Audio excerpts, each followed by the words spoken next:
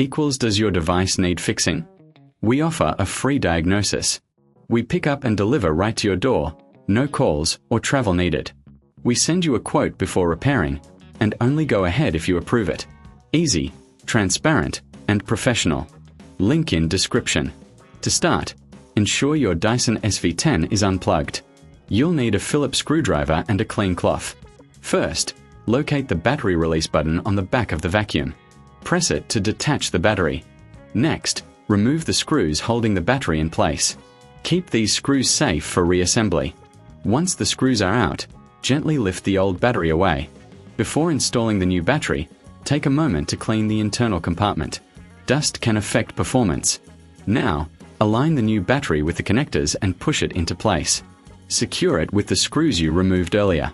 Make sure everything is tight and secure. After that, reattach the battery release cover. Give it a quick visual check to ensure everything looks good. If you need assistance, remember we offer professional diagnosis without obligation. Plus, we provide pickup and delivery at your home. No calls, no travel, just convenience. Get a quote before repair to know your costs upfront. Now, plug in your Dyson and enjoy a fully charged vacuum. Does your device need fixing? We offer a free diagnosis. We pick up and deliver right to your door, no calls or travel needed. We send you a quote before repairing, and only go ahead if you approve it. Easy, transparent, and professional. Link in description.